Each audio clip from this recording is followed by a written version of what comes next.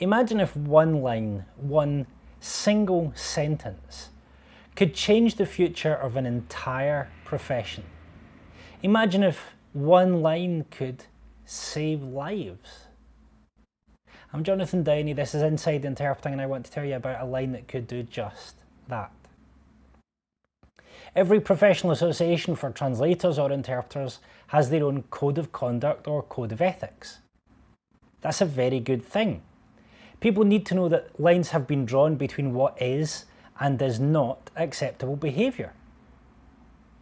That's wonderful. There is, however, a very small but significant issue with many, but not all, codes of conduct and codes of ethics.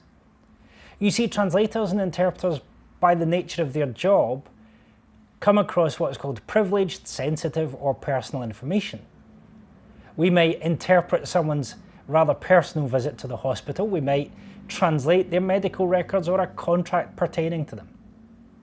We might be involved in business negotiations or the release of scientific information or financial statements or press conferences.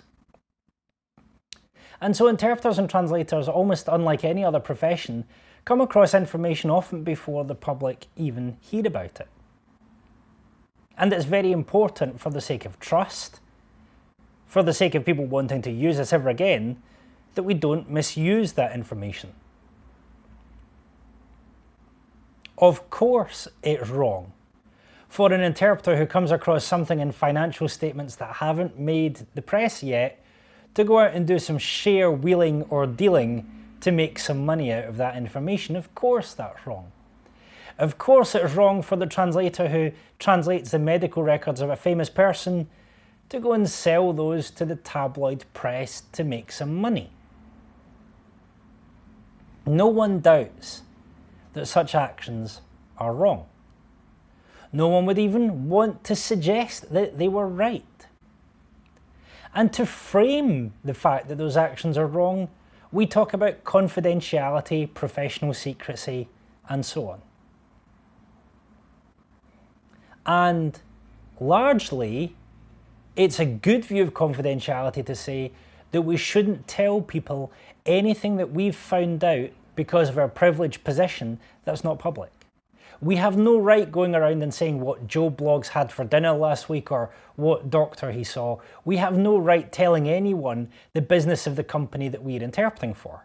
That's a given.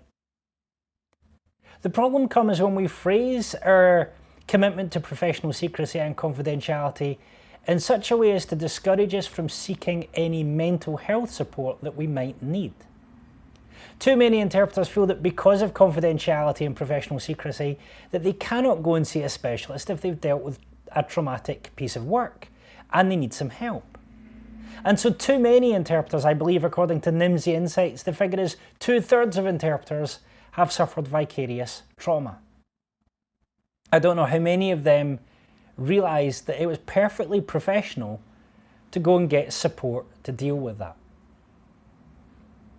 And so this mysterious one line, this mysterious single sentence that could change the lives of people, that could save lives, is simply a sentence. And every code of conduct and every code of ethics that says one simple thing. It's okay to get help when you need it. It is not breaching confidentiality and professional secrecy in any way for you to go and see a specialist counsellor or therapist or to get any mental health help that you need to make sure that you're fit to interpret or translate tomorrow or in a week's time. And so with this video, I make a plea. If you're watching this video and you are a member of any professional association, especially if you're on the board of those professional associations, but even if you're just a member, I would like you to ask your association very clearly whether they can insert into their code of ethics or their code of conduct a single line which says to their members and to the world at large that good interpreters, professional interpreters, expert interpreters sometimes need to get help for their mental health. And that's absolutely fine.